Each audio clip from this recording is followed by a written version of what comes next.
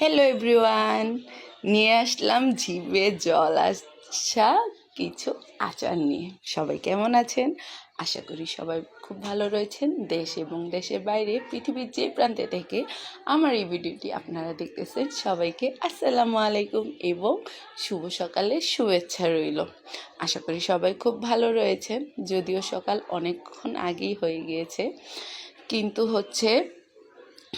ছেলের পরীক্ষা ছিল, প্লাস ছেলের শরীরটা একটু খারাপ, যে কারণে অনেকে কমেন্টে রিপ্লাই দিতে পারিনি, অনেকের বাসায় যেতে পারিনি। এখানে চলে আসলাম কিছু আচার নিয়ে, যেগুলো এই বছর তৈরি করলাম।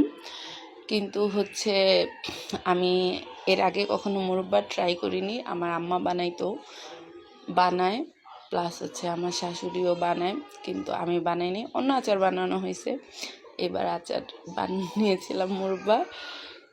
তারপরে কাঁচা আম দিয়ে ফার্স্টে যেটা দেখলেন, সেকেন্ডটা আমার বেবির জন্য একটু মিষ্টি মিষ্টি, ঝাল কম সেটা। আর এটা মুরব্বার জন্য আমি চিনিটাকে ক্যারামেল বানিয়ে নিয়েছিলাম। এটা আমার একটু ভুল হয়েছিল, মানে ক্যারামেলটা একটু বেশি পোড়া পোড়া হয়ে গেছিলো।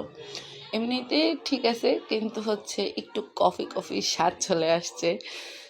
যাই হোক, ফার্স্ট টাইম, আশা করি বানাতে বানাতে ঠিক হয়ে যাবে।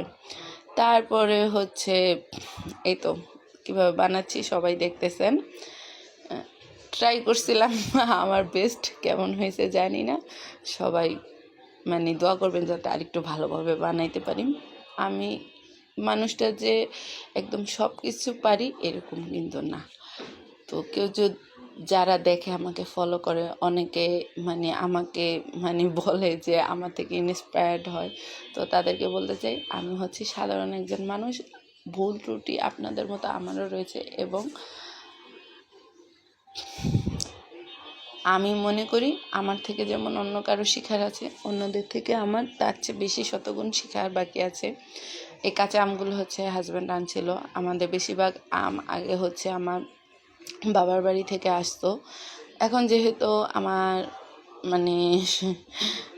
আব্বুর বাড়ি একটা বিক্রি করে ফেলছে, গ্রামে বাড়ি আছে, কিন্তু আমাদের যেহেতু শহরে বাড়ি, আমরা শহরে বসবাস।